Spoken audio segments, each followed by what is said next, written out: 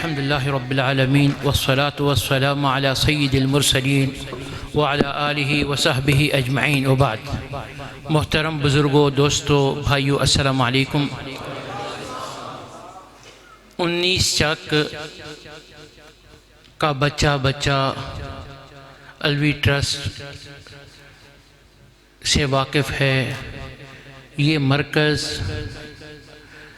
یہ درسگاہیں ضلع خوشاب کے مراکز، پنجاب کے مراکز مساجد، پاکستان کے مراکز مساجد، جو کہ میرے عزیز بھائی محمد زبیر آل محمد وقاری حبیب اللہ صاحب کی نگرانی میں بنے، اور آگے ان اداروں کو محمد اشرف جیسے بھائیوں سے اللہ نے نوازا، جنہوں نے اپنے دوست بھائی قاری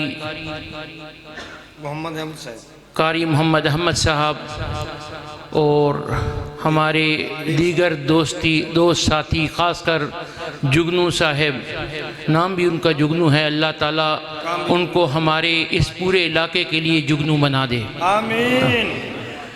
ان تمام احباب کی خدمات کا یہ نتیجہ ہے کہ آج یہ مرکز، یہ مدرسہ اس مقام پر ہے، اور آج یہ بچے یہاں سے فارغ ہو رہے ہیں، اور یہی ہماری بنیادی کامیابی ہے۔ حضرات محترم، رواج کے مطابق ہم درس و دروس پروگرام بہت خوشی سے سنتے ہیں، لیکن پروگراموں کے سننے کے بعد ہم ویسے کے ویسے ہو جاتے ہیں۔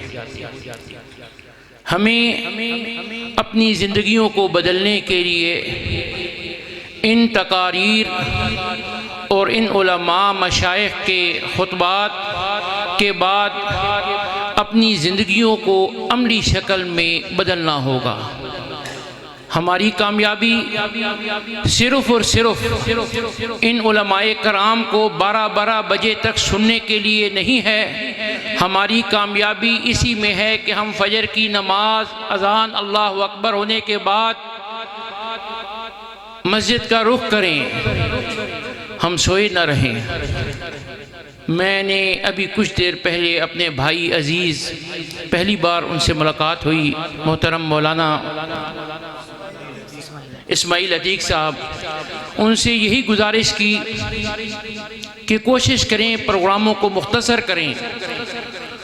کہنے لگے یہ ہمارے 19 چک والے بھائی چاہتے ہیں کہ ہم 1.5 گھنٹہ خطاب کریں اور یہ ہمیں سنیں، لیکن میں یہ کہوں گا کہ آپ مختصر خطاب سنیں اور باعمل ہو جائیں، نمازوں کی پابندی کریں اور کوشش کریں جو کچھ آپ خیر سنیں اس پر عمل کرنے کی کوشش کریں۔ اللہ سے دعا ہے اللہ تعالی ہمیں خیر کے کام کرنے کی توفیق دے۔ یہ وہ باتیں ہیں، یہ ہمارے بڑے بڑے بزرگ بھی نہیں کرتے، لیکن جو باتیں میں آپ سے کہہ رہا ہوں ان کو سنجیدگی کے ساتھ سوچئے گا، سنیے گا، سمجھیے گا۔ ہم پروگرام کر جاتے ہیں، یہ مراکز بن جاتے ہیں، الوی ٹرسٹ بنا دیتا ہے، بہت سی مساجد ہمارے ضلع میں بھی ایسی مساجد موجود ہیں جہاں جگنوں کو وہاں روشنیوں کی ضرورت ہے، جگنو جیسے ساتھیوں کو وہاں جا کر اپنی روشنی سے ان مراکز کو آباد کرنے کی ضرورت ہے، اور آپ تمام جگنوں کو ان کے ساتھ ان مراکز میں جا کر آباد کرنے کی ضرورت ہے۔ ہم عملی طور پر اپنے آپ کو بدلیں، کوشش ہے نا، ہمارے ذمہ کوشش ہے، نتیجہ اللہ تعالیٰ دے گا۔ وہ دن تھے کہ ہمارے ضلع میں اہل حدیثوں کی مساجد نہیں ہوتی تھی، وہ دن تھے کہ ہم جو ہے لاوارث تھے، وہ دن تھے کہ خوشاب میں اہل حدیث کا نام نہیں تھا، آج اللہ کے فضل سے ہر شہر میں، ہر گاؤں میں کوشش سے مساجد بنائی جا چکی ہیں اور بنانے کے لیے مکمل کوشش کی جا رہی ہے۔ دعوت و تبلیغ کا نظام بنائیں، اپنی تحصیل کو کوشش کریں کہ اپنی تحصیل کے ہر گاؤں جائیں، علماء کرام، جگنو صاحب، دیگر ساتھیوں کو اپنا ایک ایک دن، ایک ایک گھنٹہ، دو دو گھنٹہ دیں، یہ جا کر وہاں علاقوں میں جا کے اپنا کام کریں، تبلیغ کریں، درس دیں، اور اس کے نتائج یہ ہوں کہ وہاں مسجدیں بنیں، اور اس طرح وہاں پر جو ہے مجالس سالانہ اور گاہے بگاہے ہوتی رہیں۔ تو یہ معاشرے کی بنیادی ضرورت ہے۔ جس طرح ہمارے شہروں میں ایک ڈاکٹر کی ضرورت ہے، جس طرح ہمارے معاشرے میں تعلیم کے لیے اسکول کی ضرورت ہے، اسی طرح مساجد اور مدارس، علماء، یہ ہماری روحانی علاج کرنے والے ہیں، ان کا ہونا ہمارے لیے ضروری ہے۔ یہ اسلامی معاشرے کا جو ہے اشعار ہیں، یہ بنیاد ہیں، ان کو بنانے والے بھی اللہ تعالیٰ ان کو کامیابیاں دے گا، اور ان کو آباد کرنے والوں کو بھی اللہ کامیابیاں دے گا۔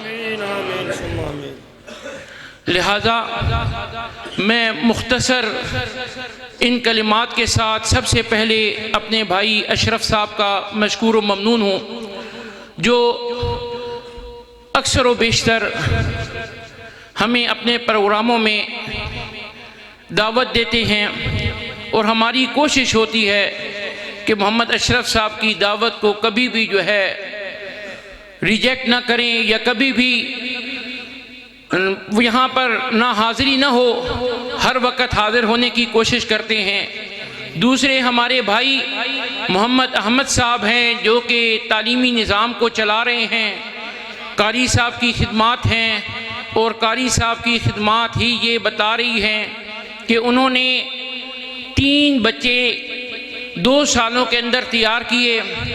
اسی طرح گاہے بگاہے ہر 6 ماہ بعد کوئی نہ کوئی بچہ حفظ کر کے مکمل کر کے اپنے گھروں کو جا رہا ہے۔ اب ہمیں ساتھ ساتھ میں ان بچوں کو سنبھالنے کی بھی ضرورت ہے۔ ان بچوں کو حفظ کروا کے گھروں میں بھیج کر اس کے بعد ان سے آپ لوگ رابطہ رکھیں، اور آپ مقامی ساتھی بھی ان سے رابطہ رکھیں۔ ان سے بعض مساجد میں مصلی سنوائیں، 5 پارے تقسیم کر دیں، 2-4 بچے سنیں، 1-2 بچے پڑھائیں۔ رمضان کریم آ رہا ہے، ان کو موقع دیں، اور اس طرح کی مجالس اسی طرح آپ قائم کرتے رہیں، انعقاد ان کا ہوتا رہے۔ لیکن رات لیٹ تک جلسوں کی جو ہے جلسوں کا قیام سے بہتر ہے کہ آپ 11 بجے اس کو بند کریں، اور فجر کی اذان کے بعد جب مؤذن کہے الصلاۃ خیر من النوم، تو اس وقت اپنی نیند کو چھوڑیں، بستر کو چھوڑیں، اور مسجد کی طرف آ جائیں۔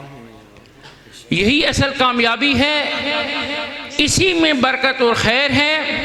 آپ سے ایک ہی درخواست کروں گا، اپنے بچوں کو قرآن پڑھائیں، ان مدارس اور ان مساجد سے جوڑیں۔